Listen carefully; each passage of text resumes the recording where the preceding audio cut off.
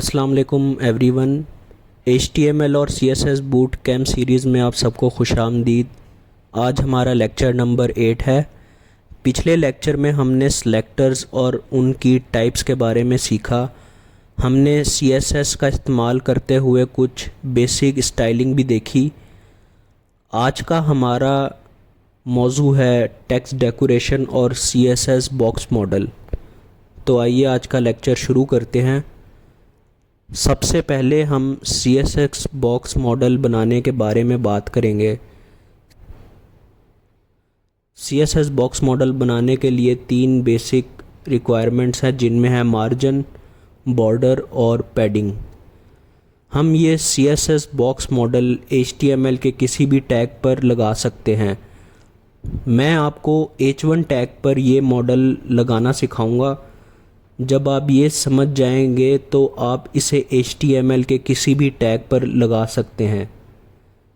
मैं अपने HTML file में अपने HTML फाइल में जाएं, बेसिक स्ट्रक्चर लिखें, इसे Ctrl+S से सेव करें और ब्राउज़र में चेक करें कि सही काम कर रही है या नहीं। हम एक टाइटल देते हैं इसमें CSS बॉक्स मॉडल। अब एक डिव टैग बनाएं, इसके अंदर H1 टैग लिखें। Let's start CSS। अब मैं एक ब्राउज़र ओपन करता हूं ताकि जो भी कोड में तब्दीली करें वो हमें रियल टाइम दिखाई दे। आज हम सारा स्टाइलिंग HTML फाइल में ही करेंगे, हम कोई अलहदा CSS फाइल इस्तेमाल नहीं करेंगे। टाइटल टैग के बाद एक स्टाइल टैग लिखें। H1 को एक बैकग्राउंड कलर दें, फॉर एग्ज़ाम्पल ब्राउन, और एक टेक्स्ट कलर भी दें।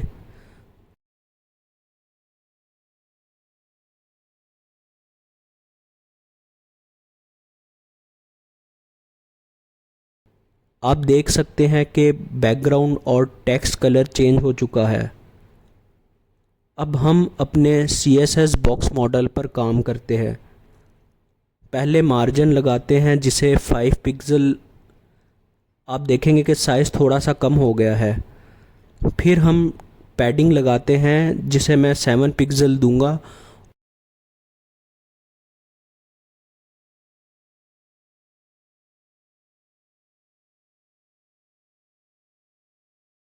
और ब्राउज़र में लाइव तब्दीली आप देख सकते हैं।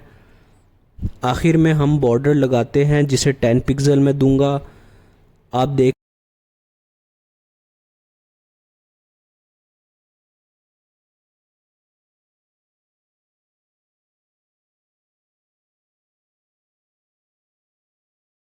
सकते हैं कि बॉर्डर भी हमें नज़र आ रहा है। अब इसे सेव करें और ब्राउज़र ओपन करके उसमें हम देखें कि कैसा आपको नज़र आता है। याद रखें, पैडिंग बॉक्स के अंदर की जाती है, बॉर्डर बॉक्स को चारों तरफ से घेरता है और मार्जिन बॉक्स के बाहर की जगह होती है। अगर आप पैडिंग, मार्जिन और बॉर्डर को देखना चाहते हैं तो इंस्पेक्ट एलिमेंट खोलें और बॉक्स मॉडल में ये सब वाज़ह नज़र आ जाएगा। डायग्राम से आपको मज़ीद वजाहत मिलेगी।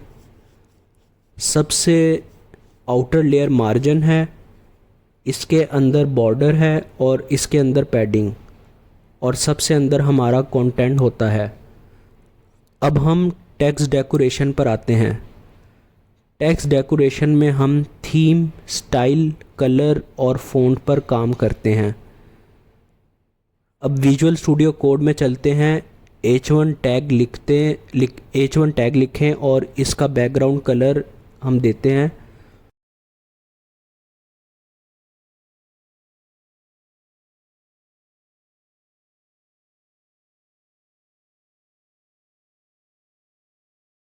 फिर टेक्स्ट डेकोरेशन लिखें। यहाँ आपको कई एट्रीब्यूट्स नज़र आएंगे जैसे कि colour, style, line, thickness etcetera. अगर हम अंडरलाइन देंगे तो H1 टैग के नीचे हमें लाइन शो होगी। इसके बाद हम टेक्स्ट डेकोरेशन में ओवरलाइन देंगे तो लाइन ऊपर आ जाएगी। फिर हम टेक्स्ट ट्रांसफॉर्म पर आते हैं।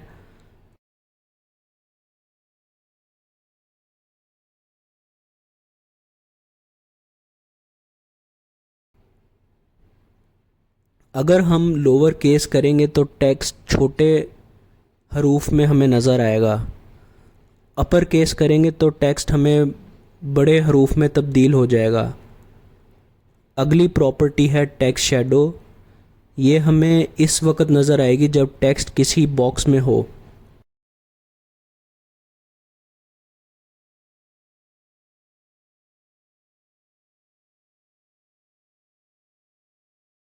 उसके बाद हमारे पास एक और प्रॉपर्टी है टेक्स्ट ओवरफ्लो।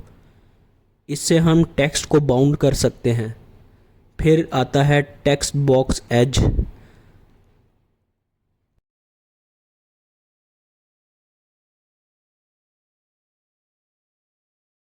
हम फ़ॉन्ट फैमिली भी चेंज कर सकते हैं, कोई भी फ़ॉन्ट मुंतखब करें। इसी तरह फ़ॉन्ट वेट, फ़ॉन्ट स्टाइल और फ़ॉन्ट साइज़ भी हम तब्दील कर सकते हैं।